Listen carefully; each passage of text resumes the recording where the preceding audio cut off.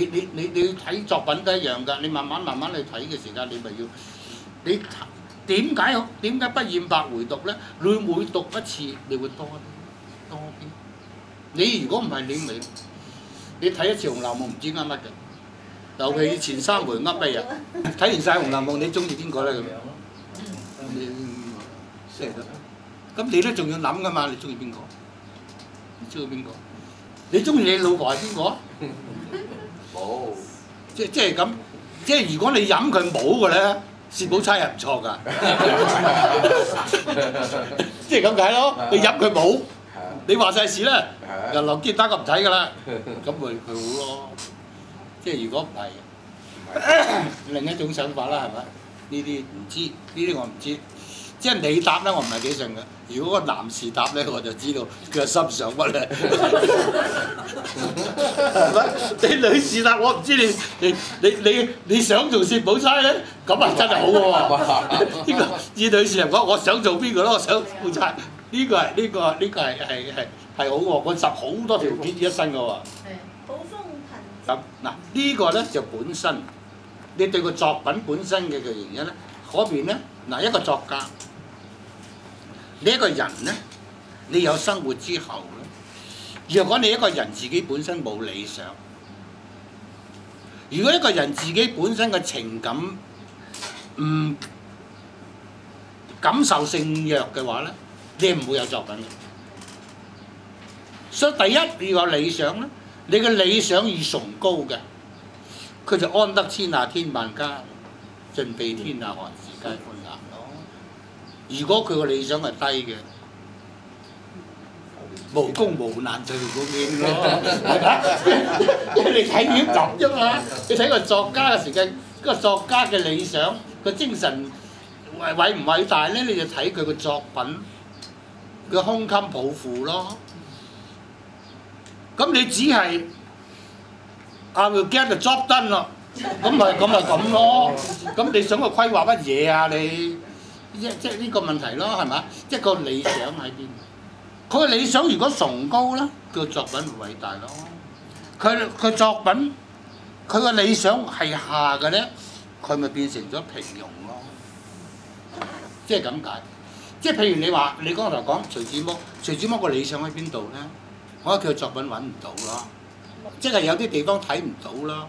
一個作品嘅評價係咪應該好多不同嘅角度咧？最偉大嘅作品係咪應該包含嘅嘢會多啲咧？係咁解咯。所以我話佢可以 everlasting。個情感咧，你係如果係激烈嘅，通常作家嘅情感都係澎湃激烈嘅多。佢見唔順眼要出聲㗎嘛，即係咁。咁呢個佢個情感係激烈嘅時間咧，佢咪會深刻咯，佢咪會高揚咯。呢個係佢一定㗎。咁佢因為作品咧係生活嘅表現，亦係情感嘅表現啊嘛。你離開咗生活唔會有㗎，離開咗情感唔會有㗎。至於作品之高下咧，就同你個性嘅理想同理想嘅關係。咁你攞到個作品，你睇到個作品喺邊度得㗎？即係如果你話梁實秋嘅作品咧，佢仍然係講得好聽就綿裏針，講得唔好聽好尖刻嘅地方。即係咁解咯，即係咁解。李勝良嗰啲唔係咁即係佢係咯，佢係寫得好啊！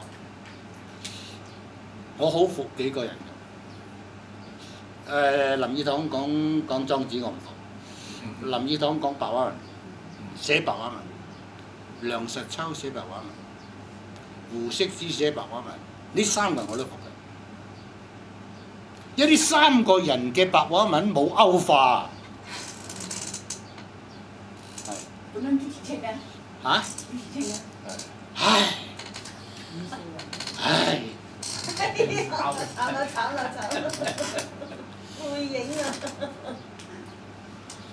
唔係㗎，根本佢都有去研究文字學㗎，朱自清。我和我的父親不相見已經20年了。我知，我加上去嘅。嗱，第一，如果我和我的父親不相見已經20年了呢，就改為我和父親不相見已經20年了。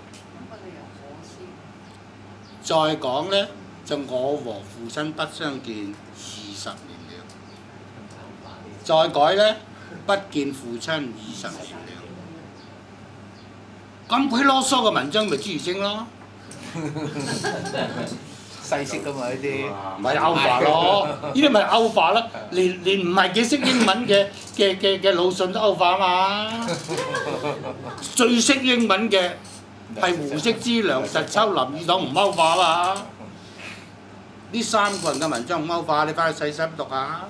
尤其是胡適之容易做，胡適之所寫嘅都係説理文章，係咪啊？容易做。林語堂嗰本字典我到而家都未睇得明。林語堂咧，英文好過中文。梁實秋舊學真係好好。梁實秋寫嘅白話文其實可以當文言讀啦，係嘛？差唔多啦。係咪？即係咁咯，即係呢3個人你係服嘅。你即係你係啊！你好多作家，你而家啲咩名作家嗰啲歐化得太多啦。咁所以你第日讀一個作品嘅時間，你咪從咁嘅角度去評斷一個理想嘅作品，一個好嘅作品，同一個你認為呢個作品唔係真係咁好嘅作品。即係如果你嘅情感係衝和嘅，你好似梁實秋咁棉裏針啦，鬧咗人你唔知嘅，係難㗎，偏難㗎梁實秋嚇。你哋有個同學有個中文系叫 interview，佢話點解你嚟讀中文系呢？佢話我中意都讀下書，咁於是佢讀咩？咁你讀嗰啲咩書啊？講文學喎，我讀過梁實秋咁。咁佢話你梁實秋嘅作品你讀完之後，你覺得佢點啊？我多得你方生，因為我記得你講過梁實秋嘅作品係棉裏針，我好似棉裏針咁，不過咁我收咗你。呢3個人係冇歐化嘅中文，或者我讀得少，其他啲好嘅都唔整，即係我冇機會睇到。即係你要知道，你要學嗰樣嘢。朱自清呢？朱自清都係一個好好嘅中學教師，真啊！佢個經典常談真係常談嚟㗎啫，即係啱啱蘇着養背，其實完全唔精到收入㗎。你講佢嘅文作，佢懂唔懂㗎？朱自清真係唔懂㗎，個説文解字第一真係唔懂㗎，佢完全未到位㗎。對文作本身嘅解釋係完全唔到位嘅。佢唔係嗰行，即係佢嗰個時間係寫俾啲中學生睇，同阿朱光潛寫給青年啲12封信一樣。你唔能夠話呢個呢，就係佢嗰個美學嘅。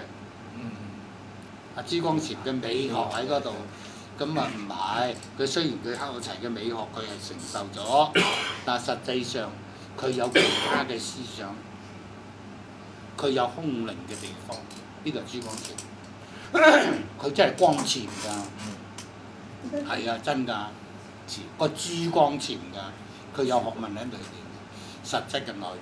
朱自清呢位老朱咧，佢冇乜光潛㗎，佢自清啊嘛，係啊冇乜光潛㗎，不過佢一個可憐嘅背景，咁啊有一個情操嘅風骨，咁呢個係呢個另一樣嘢嚇。講學問係另一樣嘢嚇，